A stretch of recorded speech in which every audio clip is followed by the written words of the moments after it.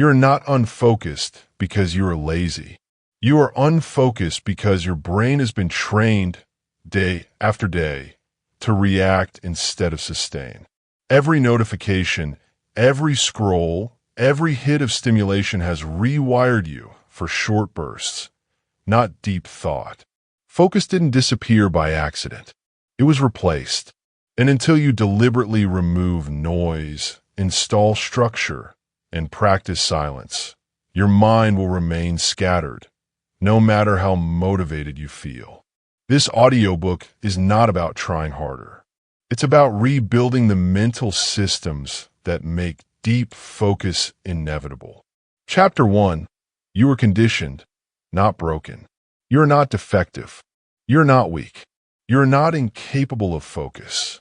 You were trained. That distinction matters, because what is trained can be untrained, and what is conditioned can be reconditioned. Most people never make this correction. They assume something is wrong with them. They assume they lack discipline, intelligence, or willpower. That assumption keeps them passive. That's the first error. You didn't lose focus. You were trained out of it through repeated exposure to stimulation and instant reward. Slowly, predictably, every day, what you practice daily, you become mentally dependent on. That's the key. Your brain adapts to the environment you place it in. It always has. It always will. It does not care about your goals. It cares about repetition. For years, you have practiced reacting, not sustaining, switching, not staying, scanning, not thinking. You practice short bursts of attention followed by relief. You practiced interruption as normal. You practiced novelty as necessity. And now you are surprised that sustained focus feels difficult. It isn't a mystery. It's a consequence.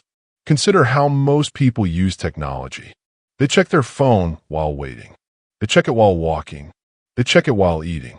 They check it while thinking. They never let a thought finish. They never let boredom settle. They never let attention stretch.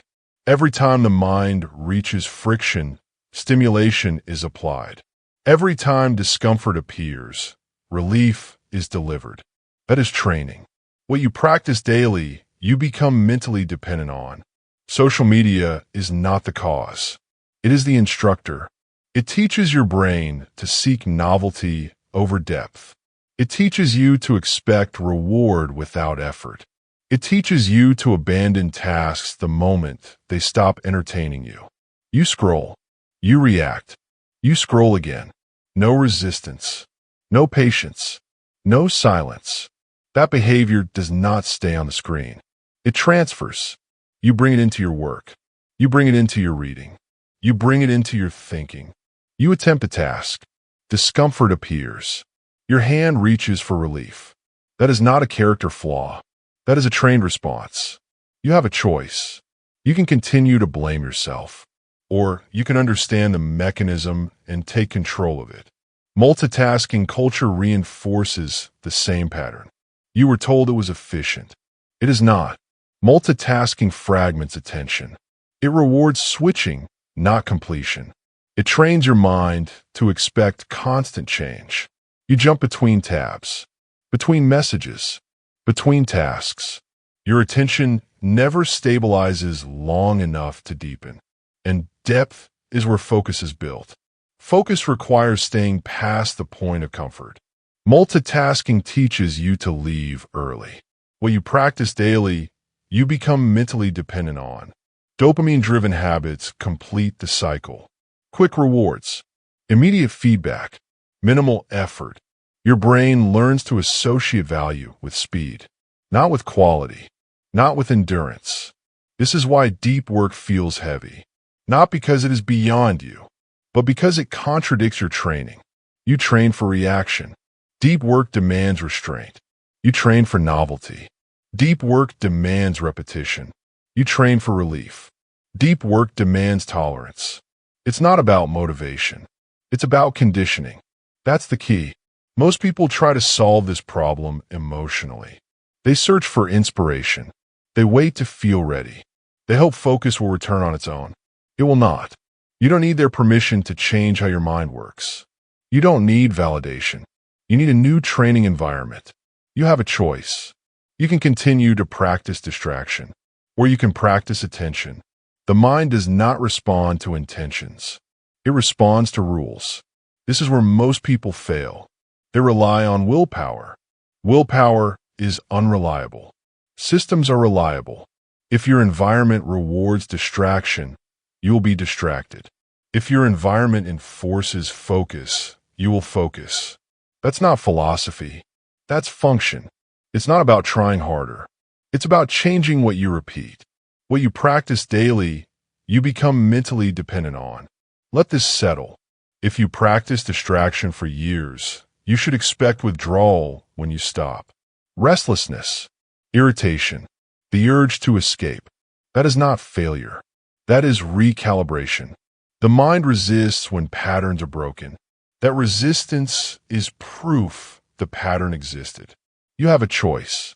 You can interpret discomfort as a warning, or you can interpret it as evidence that change is working. Most people escape the moment silence appears. They mistake unease for danger. Silence is not dangerous. Silence is unfamiliar, and unfamiliarity feels threatening to a conditioned mind. You don't need their permission to sit still. You don't need approval to slow down. You don't need consensus to remove stimulation. That's the key. If you want to rebuild focus, you must first stop identifying with the problem. You are not broken. You are trained, and training can be reversed. But reversal requires discipline, not emotion. Rules, not intentions. Structure, not hope. In the next chapter, we will address the primary force that keeps this conditioning in place. Stimulation. Not as a moral issue, as a system issue. You will learn why stimulation functions like an addiction, and why removing it is not optional if focus is your objective. Prepare for that. Chapter 2. Stimulation is the new addiction. Modern distraction does not look like addiction. That is why it works. There are no needles, no bottles, no obvious collapse. There is only craving, relief, repeat. That cycle defines addiction, and it now defines how most minds operate. Your brain now seeks relief, not depth. That's the key. This did not happen overnight. It happened through exposure, through convenience, through repetition without resistance. Every time you feel tension and reach for stimulation, the loop tightens. Every time boredom appears and you escape it, the habit strengthens. Craving, relief, repeat. This is not metaphorical. It is neurological. The brain is designed to avoid discomfort and seek reward. Stimulation offers reward without effort. So the brain learns quickly. Your brain now seeks relief, not depth. Depth requires effort. Depth requires staying with discomfort. Depth requires time without payoff. Relief requires nothing. This is why silence feels uncomfortable. Not because silence is harmful, but because silence removes the drug. When stimulation disappears, the nervous system reacts. Restlessness, irritation, urgency. These are not signs of danger. They are symptoms of dependency. Most people misinterpret them. They think something is wrong. They think they are wasting time. They think they need to act. They don't. They need to stay. Boredom is not empty space. Boredom is the absence of relief. That's the key. A mind trained on stimulation cannot sit without input. It demands relief the way an addict demands a substance. Your brain now seeks relief, not depth. Consider how quickly boredom is eliminated today. A pause at a stoplight, a quiet room, a moment alone. The phone appears instantly. Not consciously, automatically. That is conditioning. You have practiced relief on demand. So the mind expects it. When it does not arrive, discomfort rises. The mind labels that discomfort as a problem. It is not a problem. It is withdrawal. You have a choice. You can obey the craving, or you can observe it. Observation weakens the loop. Obedience strengthens it. That is a rule. Most people never observe their cravings. They satisfy them immediately. So the craving never loses power. Your brain now seeks relief, not depth. This is why long-form reading feels difficult. Why thinking feels exhausting. Why focus collapses quickly. The brain is not incapable. It is impatient. Impatience is learned. The stimulation cycle teaches the brain that discomfort should be eliminated, not endured. That lesson spreads everywhere. Work becomes intolerable. Stillness becomes threatening. Silence becomes unbearable. And yet silence is the environment where focus is rebuilt. That is the contradiction. The thing you avoid is the thing you need. You don't need their permission to sit in silence. You don't need approval to be bored. You don't need justification to remove stimulation. That's the key.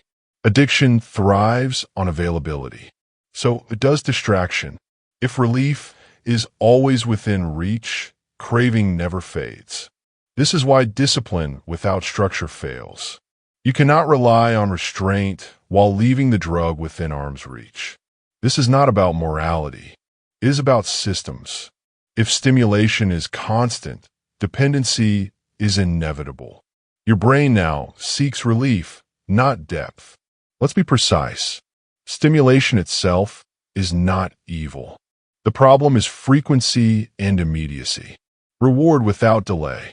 Relief without effort. Input without pause. That combination trains weakness. Depth, by contrast, requires delay. Effort before reward. Silence before clarity. One trains impatience. The other trains strength. You have a choice. You can continue to train impatience, or you can retrain endurance. But retraining will feel uncomfortable, not because it is wrong, but because it is unfamiliar. The mind resists unfamiliar patterns. That resistance is predictable. You must expect it. This is why boredom feels threatening. Boredom signals that relief is not arriving. The brain interprets that as loss. Loss of stimulation, loss of control, loss of certainty. But boredom is not loss. It is space. Space is where the nervous system recalibrates. Space is where attention lengthens. Space is where depth becomes possible. Your brain now seeks relief, not depth.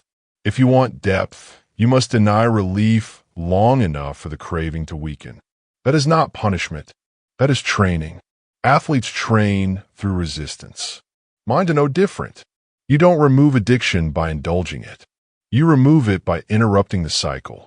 Craving. No relief. Stay. Repeat. Over time, the craving softens. The urgency fades. The mind stabilizes. This is not theory.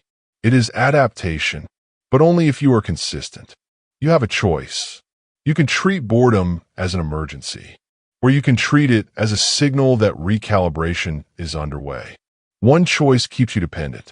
The other restores control. It's not about entertainment. It's about discipline. It's not about stimulation. It's about restraint. That's the key.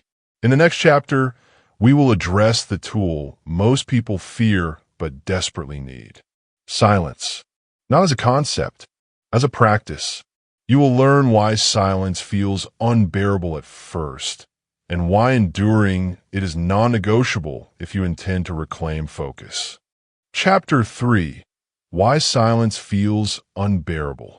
Silence is not neutral. Silence is diagnostic. When noise disappears, the mind is exposed. No distractions, no buffers, no relief. That is why silence feels unbearable. Silence doesn't weaken you. It reveals you. That's the key. Most people believe silence is passive. It is not. Silence applies pressure. Noise numbs. Stimulation distracts. Silence removes the anesthetic.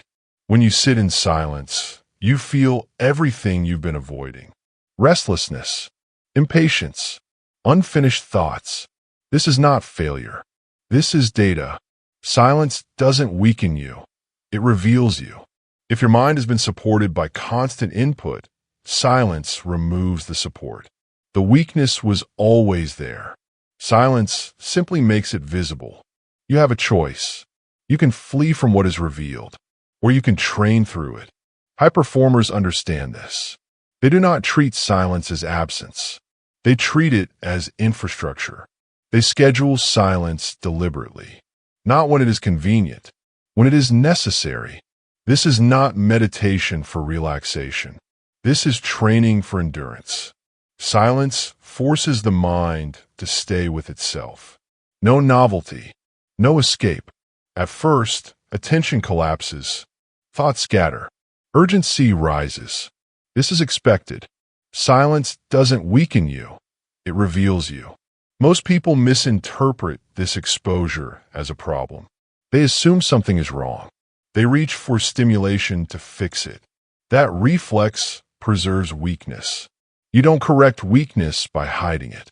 You correct it by confronting it. That's the key.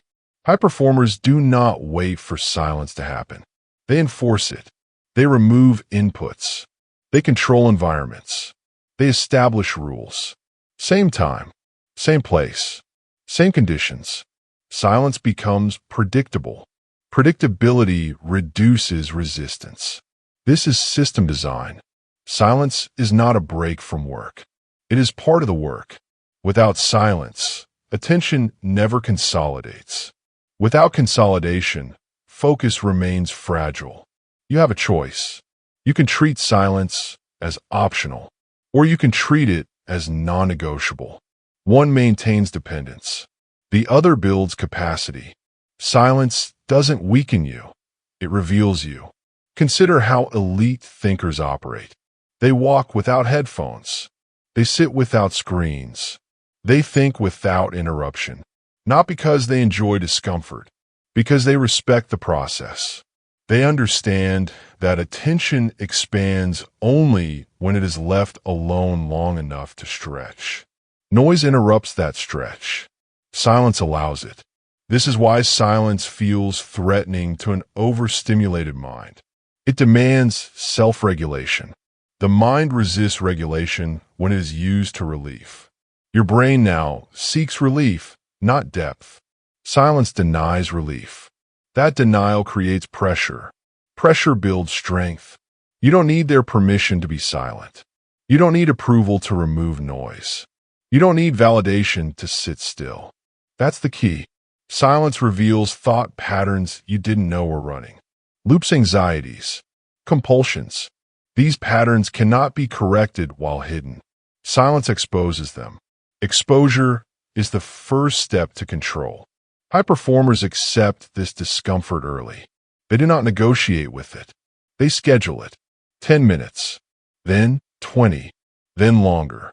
Duration increases only after consistency is established. This is a rule. Silence without structure becomes avoidance. Silence with structure becomes training. You sit. You stay. You do not seek relief. Over time, the nervous system adapts. Urgency fades. Attention stabilizes. Not because silence becomes pleasant, but because the mind becomes capable. Silence doesn't weaken you. It reveals you. And what is revealed can be strengthened. Most people never give silence enough time to work. They leave early. They interrupt the process. Leaving early trains escape. Staying trains focus. You have a choice.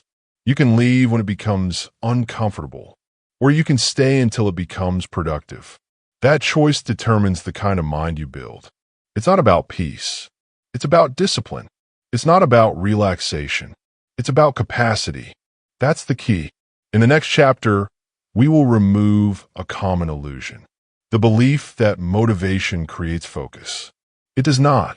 You will learn why waiting to feel ready keeps you distracted and why structure, not emotion, is the foundation of sustained attention. Chapter 4. Motivation is a trap. Motivation is unreliable. That is the first principle. It appears without warning. It disappears without explanation. And it cannot be commanded. Yet most people wait for it. They wait to feel focused. They wait to feel ready. They wait to feel aligned. While they wait, nothing changes. Focus is not a feeling, it's a system. That's the key. Feelings are consequences, not causes. They follow behavior. They do not lead it. When you wait for motivation, you place your discipline under the control of mood. Mood is unstable. This keeps you reactive. Reaction is the opposite of focus. A reactive mind responds to impulses. A focused mind follows rules. You have a choice. You can organize your life around how you feel, or you can organize it around what you do. One produces inconsistency. The other produces results. Focus is not a feeling, it's a system. Disciplined routines work because they remove negotiation. There is no debate. There is no waiting. The action occurs whether motivation is present or not. This is why routines outperform inspiration every time. Inspiration spikes. Routines compound. Inspiration is emotional. Routines are structural. High performers understand this. They do not ask themselves if they feel like focusing. They follow a schedule. Same time, same task, same conditions. This repetition trains the mind to enter focus automatically. No friction, no decision. That's the key. Most people believe discipline is force. It is not. Discipline is design. If your environment requires willpower, it is poorly designed. If your system relies on emotion, it will fail. Focus is not a feeling, it's a system. Consider how professionals operate. Athletes train on schedule. Writers write on schedule. Operators execute on schedule. They do not wait for clarity. Clarity emerges from action. Waiting to feel focused keeps you in reaction mode because reaction is always driven by stimuli. Notifications, thoughts, emotions. Systems bypass stimuli. They execute regardless. You don't need their permission to act without motivation. You don't need validation to follow a routine. You don't need consensus to stop negotiating with yourself. That's the key. When you remove choice, you remove friction. When you remove friction, consistency increases. When consistency increases, focus stabilizes. This is not complicated, but it is strict. Most people resist strictness because it feels limiting. It is not. Structure does not limit focus. Structure creates it. Freedom comes from predictability. Focus is not a feeling, it's a system. Routines also protect attention from decision fatigue. Every decision consumes cognitive energy. Unnecessary decisions drain focus before work begins. What to do? When to start? Where to sit? Eliminate these variables. Decide once. Execute repeatedly. This is how routines outperform inspiration. Inspiration asks, "Do I feel like it?" Routines ask nothing. They operate. You have a choice. You can continue to rely on emotion, or you can install a process. One keeps you inconsistent. The other makes focus inevitable. That's the key. A system does not care how you feel. It cares only that you show up. Showing up trains identity. Identity reinforces behavior. Over time, focus becomes automatic. Not because you feel inspired, but because your environment and schedule demand it. This is how discipline compounds. It's not about motivation. It's about obedience to a structure you designed. You don't need their permission to follow a system. You don't need approval to ignore your mood. You don't need justification to act without inspiration. Focus is not a feeling, it's a system. In the next chapter, we will build on this principle. We will remove choice entirely. You will learn how to install systems that make distraction difficult and focus the default. Chapter 5. Install systems that remove choice. Choice is expensive. Every decision costs attention. Most people believe freedom comes from having options. It is not. Options fragment the mind. The focused mind is built by eliminating decisions, not adding effort. Structure frees attention. That's the key. Every time you decide when to start, what to do next, or whether to continue, you tax your attention before real work begins. By the time you sit down, your capacity is already depleted. This is why effort alone fails.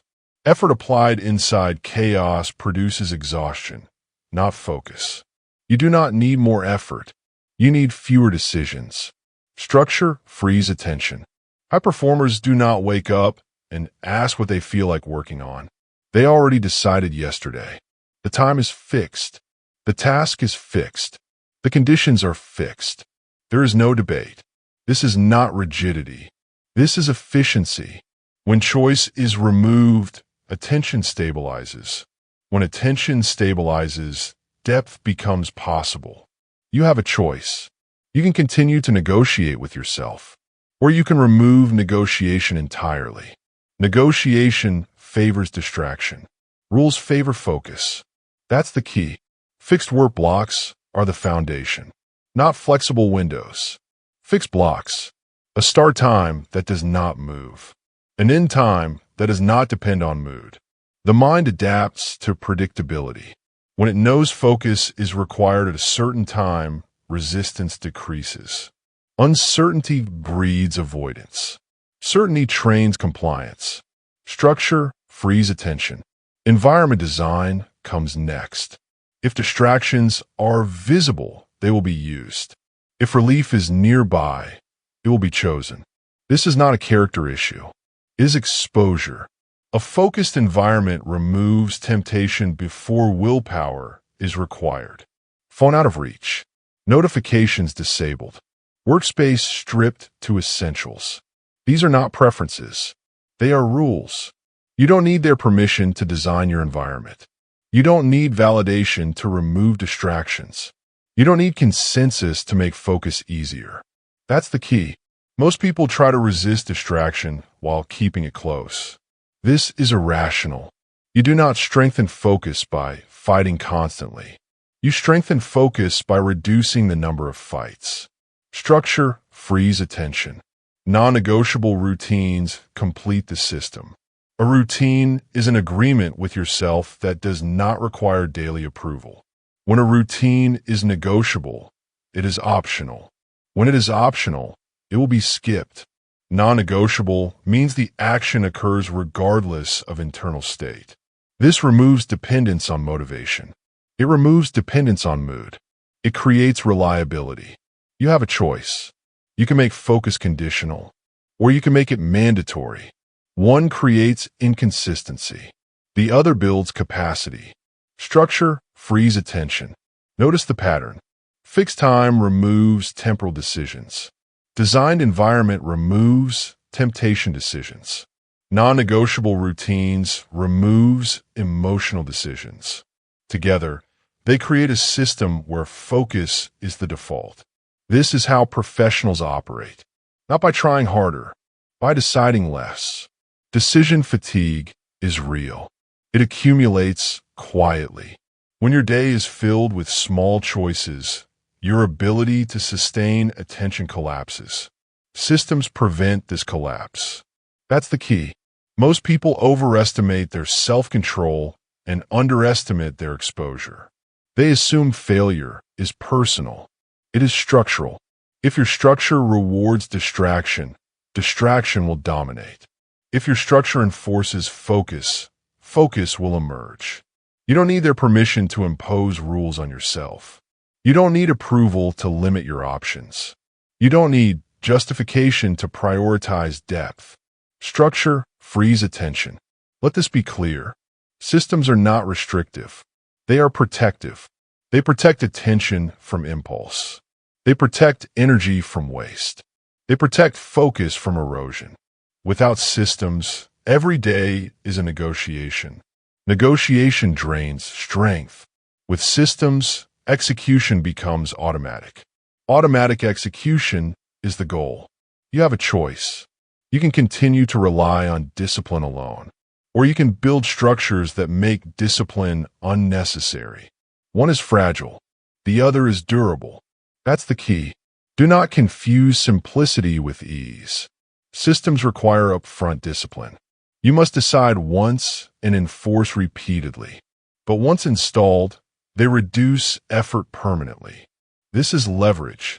Structure frees attention. In the next chapter, we will address the internal component.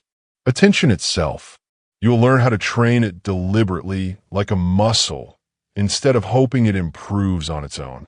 Chapter 6. Train attention like a muscle. Attention is not fragile. It is undertrained. Most people treat focus as if it should appear effortlessly. It will not. Focus improves through controlled strain, not convenience. That is the principle. Anything that grows does so under resistance. Muscle, bone, capacity. Attention is no different. Short sessions done daily rewire the brain. That's the key. Most people attempt focus the wrong way. They aim for long stretches immediately. They fail. They conclude they are incapable. That conclusion is false. You would not walk into a gym and attempt to lift maximum weight on day one. You would injure yourself. Yet people attempt mental endurance with no conditioning. Attention collapses because it is overloaded. Training solves this. Training is deliberate, measured, repeatable. Short sessions done daily rewire the brain. The purpose of training is not productivity. It is capacity. Capacity must come before performance. This is where convenience destroys progress. Convenience allows escape the moment strain appears. Notifications, background noise, multitasking. These reduce strain. They also eliminate growth. Focus improves through controlled strain, not convenience. Strain must be intentional. You choose a task. You remove stimulation. You set a fixed duration. 10 minutes. No more. You sit. You stay. You do not seek relief. This is not about output. It is about staying present under resistance. Short sessions done daily rewire the brain. At first, the mind rebels. Thoughts scatter. Urgency rises. The impulse to escape intensifies. This is expected.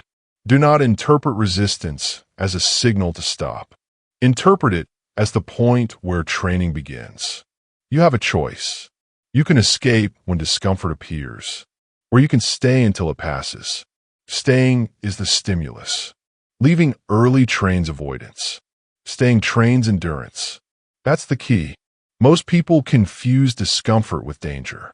Discomfort is information. It tells you where the edge of your capacity is. Training occurs at the edge. Gradual extension is critical. You do not increase duration randomly. You increase it only after consistency is established. 10 minutes daily for 1 week. Then 15. Then 20. Only when the current duration no longer triggers excessive resistance do you extend it. This is a rule. Short sessions done daily rewire the brain. Stimulation must be removed during these sessions. Not reduced. Removed. No music. No notifications. No multitasking. Stimulation during training invalidates the strain. This is like lifting weights while someone assists every repetition. It feels easier. It produces no growth. Focus improves through controlled strain, not convenience. Most people sabotage training by adding comfort. They say it helps them focus. It does not. It helps them avoid strain. Avoidance preserves weakness. You don't need their permission to train without comfort. You don't need validation to remove stimulation. You don't need approval to work in silence. That's the key. Daily repetition matters more than duration. One long session followed by inconsistency produces no adaptation. Short sessions done daily create rewiring. The brain adapts to what is repeated, not what is intense. This is why consistency outranks effort. You have a choice. You can chase occasional deep days, or you can build daily tolerance. One feels impressive. The other changes your brain. Short sessions done daily rewire the brain. Expect boredom. Expect frustration. Expect the urge to quit early. These are not obstacles. They are the training material. You're not training when it feels easy. You're training when you want to stop and do not. That moment matters. Focus improves through controlled strain, not convenience. Do not add goals during training. Goals add pressure. Pressure invites escape. The objective is simple. Stay. Stay with the task. Stay with the sensation. Stay until the timer ends. Completion trains confidence. Confidence reduces resistance next time. This is compounding. Most people overthink this process. They add complexity. Complexity is unnecessary. A timer, a task, silence. Repeat daily. That's the system. You don't need their permission to start small. You don't need approval to train quietly. You don't need justification to prioritize consistency over intensity. Short sessions done daily rewire the brain. Over time, attention lengthens naturally, not because you force it, but because the brain adapts. What once felt unbearable becomes manageable. What once felt exhausting becomes normal. This is how capacity expands. Convenience never produces this outcome. Convenience preserves the current state. If your goal is change, convenience must be removed. You have a choice. You can continue to protect comfort, or you can introduce controlled strain. One maintains limitation. The other builds strength. That's the key. Let this be clear. Training attention is not optional if focus matters to you. Focus does not improve passively. It responds to demand. Demand must be applied deliberately. In the next chapter, we will address the external threat that undermines this training. Distraction. You will learn why resisting distraction is ineffective and why eliminating it at the source is the only strategy that works. Chapter 7. Eliminate distraction at the source. Most people approach distraction the wrong way. They try to resist it. They rely on willpower. This is futile. Willpower fails. Environment wins. That's the key. The brain is reactive. It seeks ease. It follows visible stimuli. Resistance alone does not override instinct. Every notification, every ping, every open tab is a cue that triggers attention away from depth. Trying to resist these cues is like standing in a river and trying to stop the current with your hands.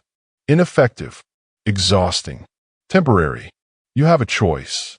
You can rely on willpower and lose repeatedly, or you can redesign the environment and win consistently. Willpower fails. Environment wins.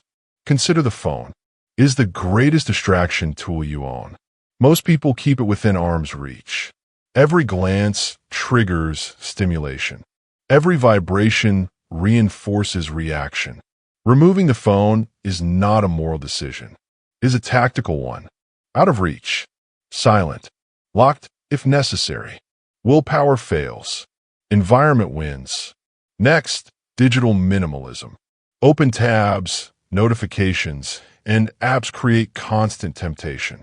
Every visible icon is a demand on attention. Remove them. Delete what is unnecessary. Simplify what remains. The environment now supports focus rather than competing with it. Single tasking is the next layer. Most people think multitasking is efficient. It is not.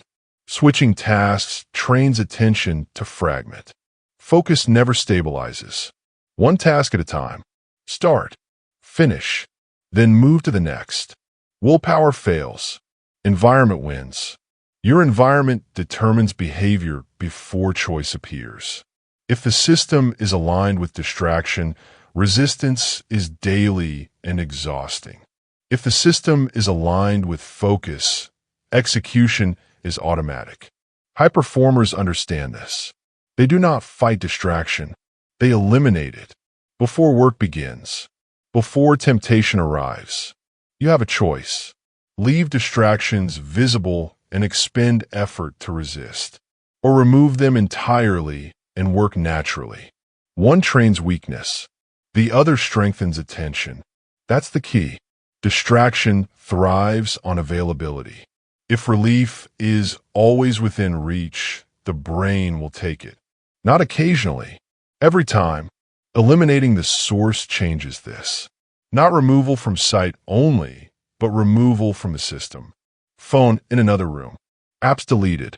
Workspace cleared. Non-essential devices turned off. Willpower fails. Environment wins. The goal is automaticity. Focus should emerge without negotiation, without constant self-monitoring, without arguing with the mind. Your environment is the foundation. Without it, all other training is fragile.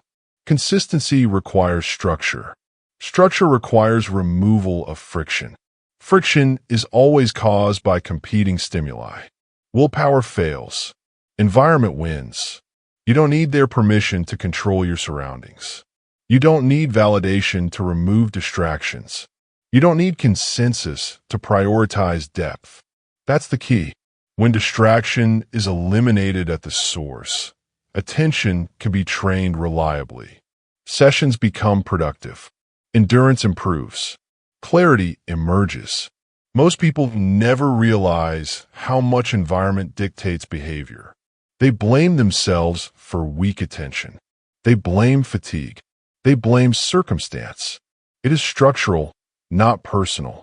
You have a choice. You can fight distractions every day, or you can remove them once and for all. One produces struggle. The other produces freedom.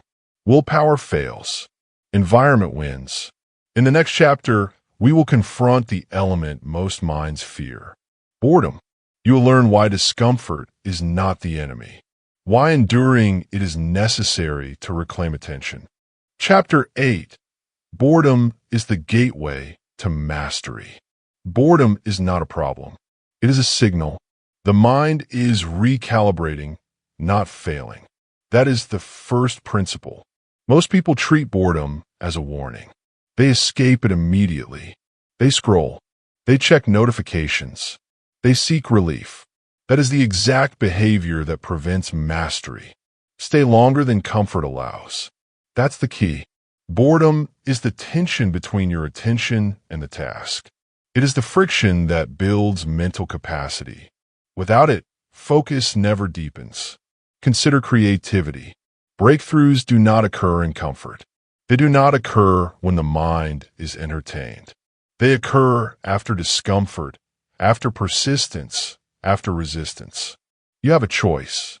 You can flee the moment discomfort rises, or you can stay until the mind stabilizes. Stay longer than comfort allows. High performers do not avoid boredom. They schedule it. They embrace it as part of the process. They sit with tasks that feel dull. They persist past the moment when the mind demands novelty. The nervous system adapts. Attention strengthens. Ideas emerge. Boredom is not empty space. It is preparation. It is clearing. It is the soil in which depth grows. You have practiced avoidance for years. Your brain expects relief. It interprets boredom as danger. It is not danger. It is opportunity. Stay longer than comfort allows. The mind has an automatic escape reflex. It reaches for stimulation. It anticipates reward. It expects novelty. Resisting this is deliberate. It is training. It is strength building. Most people confuse effort with failure. They assume that struggle signals inability. It does not. It signals adaptation. Your brain recalibrates under boredom. Neural patterns adjust. Capacity grows. Stay longer than comfort allows. Tasks that once felt unbearable become tolerable. Tasks that once seemed uninteresting reveal layers of insight. Focus stretches. Clarity emerges. Boredom is the gateway. Avoid it, and you remain shallow. Endure it, and mastery becomes accessible. Your environment supports this process. Distraction removed. Systems in place. Routines fixed. This allows the mind to sit in tension without escape. Without relief, the nervous system strengthens. Without novelty, attention lengthens. Stay longer than comfort allows. It is not easy. It is not meant to be. The path of least resistance leads only to mediocrity. Endurance of boredom is deliberate. It is systematic. It is measurable. High performers structure boredom. They allocate uninterrupted, unstimulated time to tasks. They observe how long the mind resists. They push beyond that limit. That is how attention grows. That is how skill compounds. You have a choice. You can chase comfort and remain shallow, or you can accept discomfort and deepen. Stay longer than comfort allows. This principle underlies every breakthrough in human performance. Athletes, writers, creators, thinkers, they all endure the dull moments first. The insight, the creative leap, the solution arrives only after persistence. Boredom is the gateway to mastery. When you embrace it systematically, you begin to control attention. When attention is controlled, performance becomes predictable. When performance becomes predictable, mastery follows. Do not negotiate with boredom. Do not rationalize escape. Do not cheat the process. Stay, observe, endure. Stay longer than comfort allows. In the next chapter, we will translate this principle into daily structure. You will learn how to build routines that automate endurance, how to convert discipline into identity, and how to make focus inevitable every single day. Chapter 9. Build a daily focus ritual. Consistency is not optional. It is mandatory. Focus is not a one-time event. It is a habit. It is a ritual. It is a system. Consistency trains identity. You become someone who focuses. That's the key. Most people believe identity drives action. It does not. Action drives identity. If you act consistently, your brain assumes it is who you are. Repetition rewires belief. Discipline becomes automatic. Same time, same place, same rules. That is the framework. Start with time. Your focus session must occur at a fixed hour. Not when convenient. Not when inspired. Same time, every day. Fixed time trains expectation. The brain prepares. Resistance diminishes. Focus emerges naturally. Next place. Your environment must signal focus. Not cluttered. Not distracting. Minimal. Same place trains key response. Sit down. Attention follows. Mind recognizes the location as work, not leisure.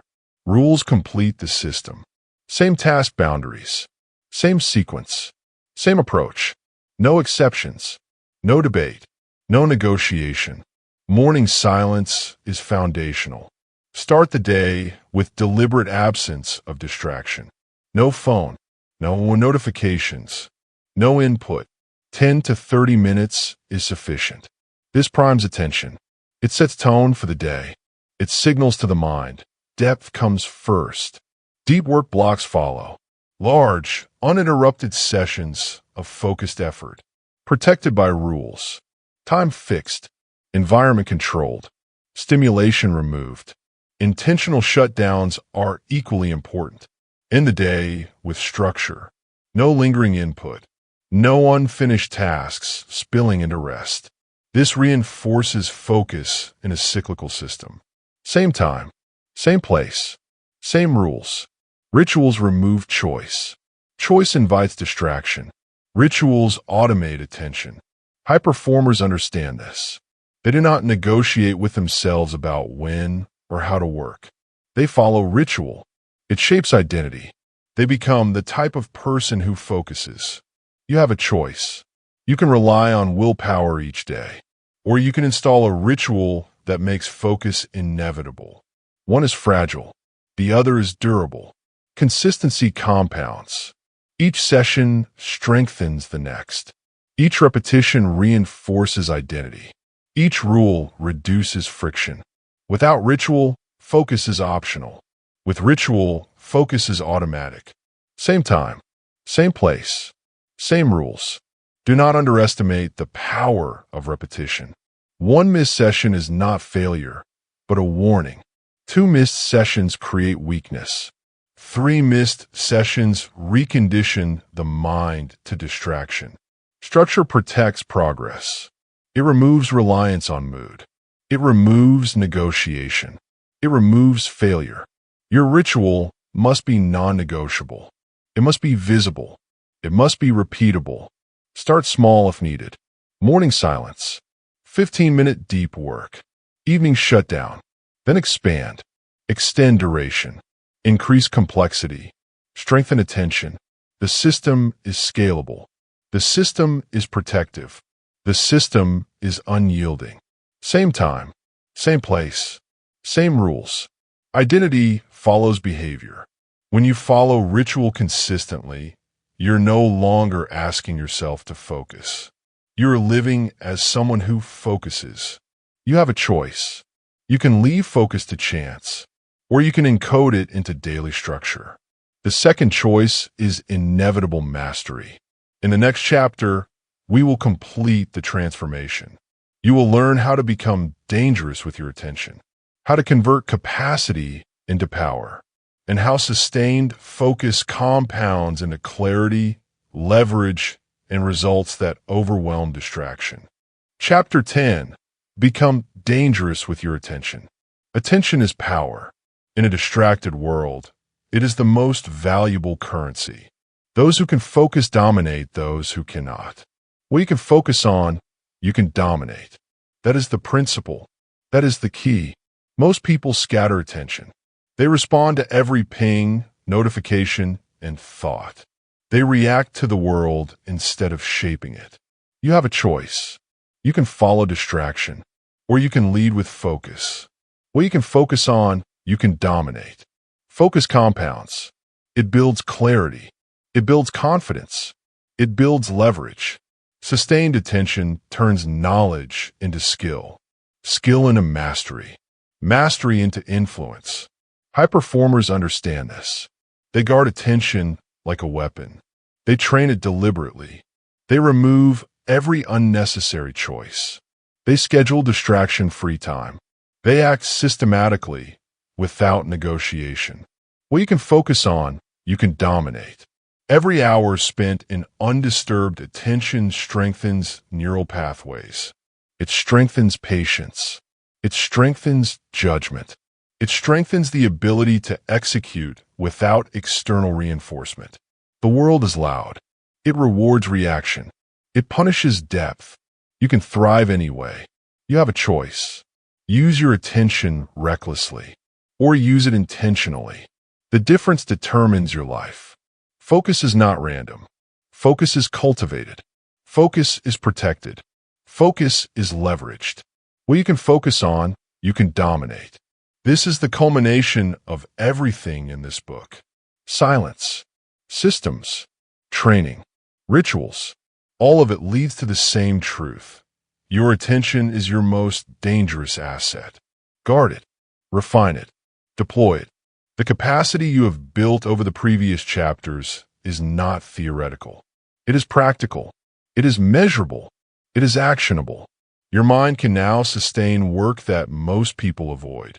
It can process complexity without fragmentation. It can operate where others are distracted. What you can focus on, you can dominate.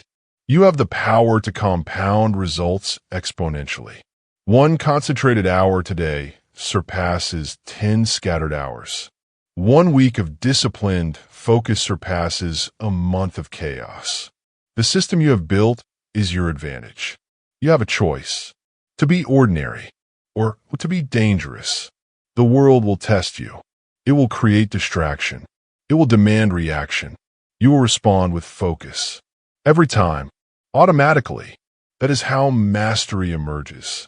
That is how leverage is created. That is how influence becomes inevitable. What you can focus on, you can dominate. You do not need permission to control your attention. You do not need external validation. You do not need approval. The choice is yours. Own it. Apply it. Repeat it. This is the final principle. Attention is not optional. It is the defining skill of your era. And now it is time to act. Subscribe to the channel. Turn off distractions. Return to silence. Build your system. Train your attention. Become dangerous. What you can focus on, you can dominate. The work begins now.